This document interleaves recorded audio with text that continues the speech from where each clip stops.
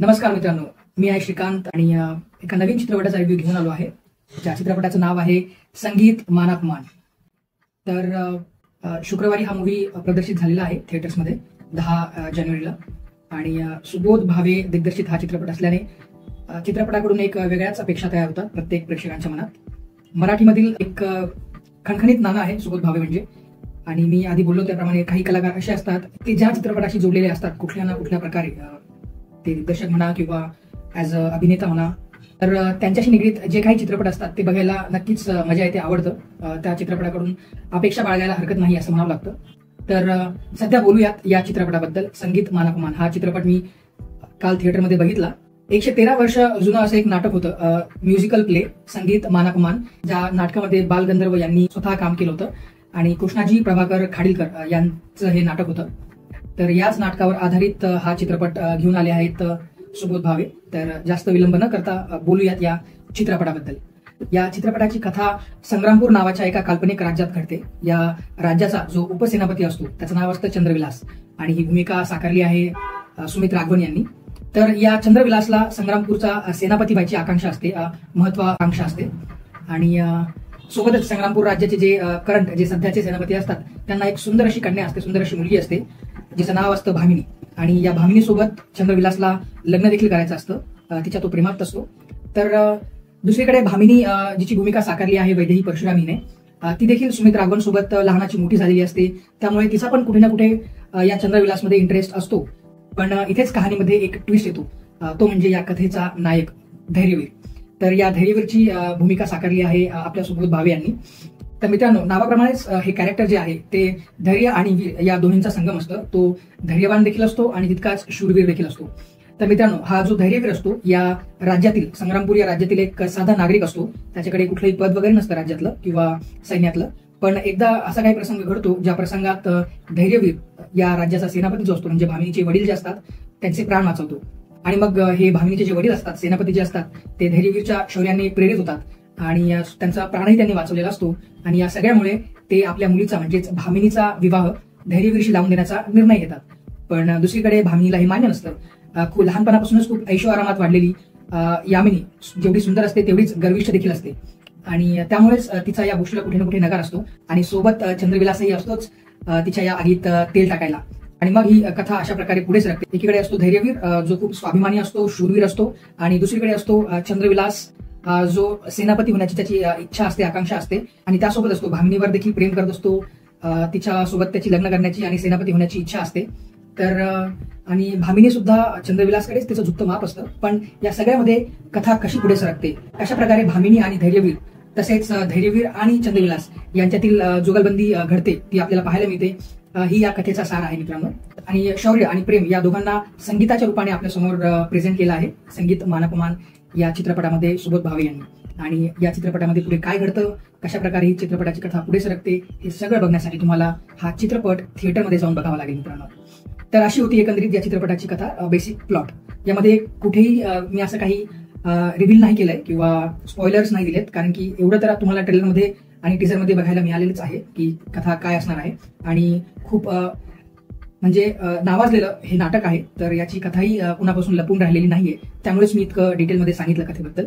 आणि आता बोलूयात या चित्रपटाच्या स्टारकास्टकडे. तर ॲज यू ऑल नो, या चित्रपटाच्या लीड कॅरेक्टर्समध्ये आहेत सुबोध भावे ज्यांनी धैर्यवीरची भूमिका साकारली आहे, सुमित राघवन यांनी चंद्रविलास या उपसेनापतीच्या भूमिकेत ते आपल्याला दिसतील, आणि वैदेही परशुरामी जी की खूप आउटस्टँडिंग आहे भामिनीच्या कॅरेक्टरमध्ये.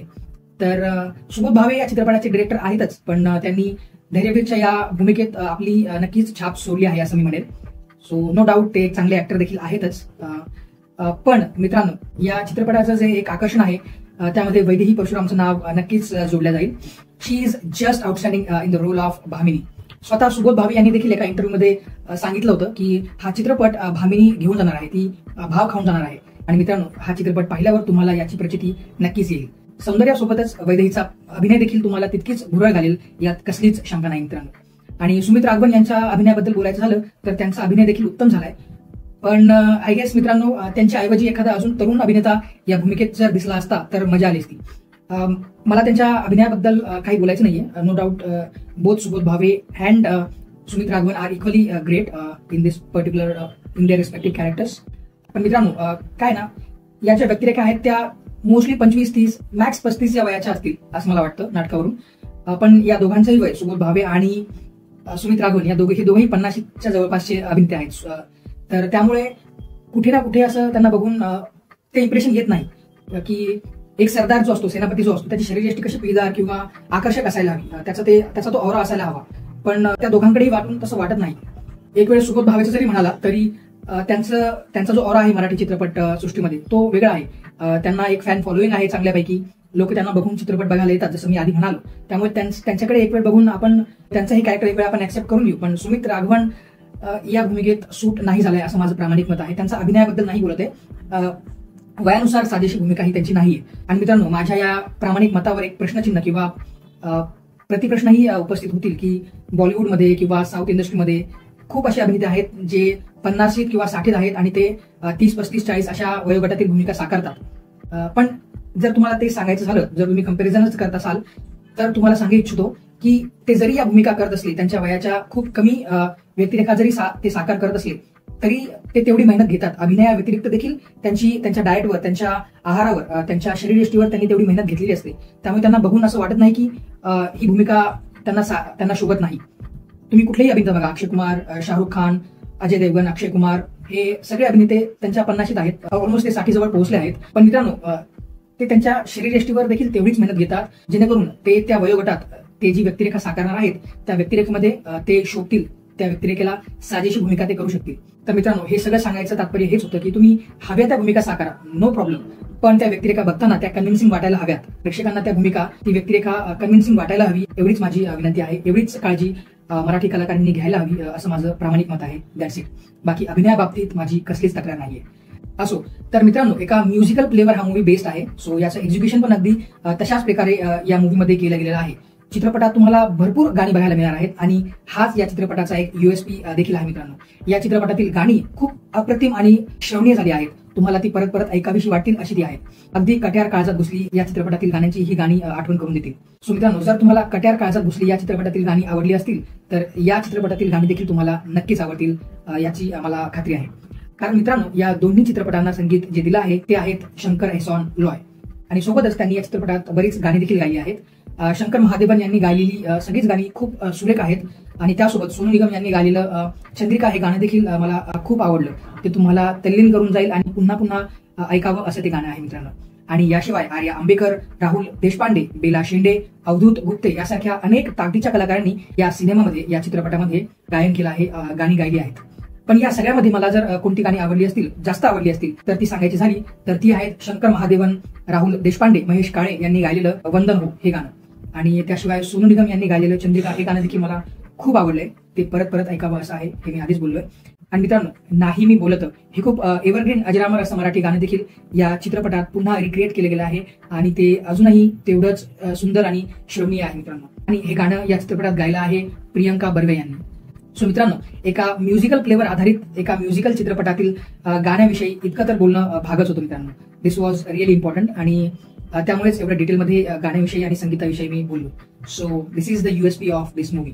तर मित्रांनो, कट्यार काळजात घुसली या चित्रपटाद्वारे एक दिग्दर्शक म्हणून सुबोध भावे यांनी स्वतःला ऑलरेडी प्रूव्ह केलंच होतं. तो चित्रपट देखील एका संगीत नाटकावरच आधारित होता आणि ज्या प्रकारे त्यांनी तो मोठ्या पडद्यावर साकारला होता ते खरंच कौतुकास्पद होतं. आणि मित्रांनो, ते इतकं उत्तम जमलं होतं की कट्यार काळजात घुसली हा चित्रपट मराठीमधील सर्वोत्तम चित्रपटामध्ये गणला जातो अजूनही.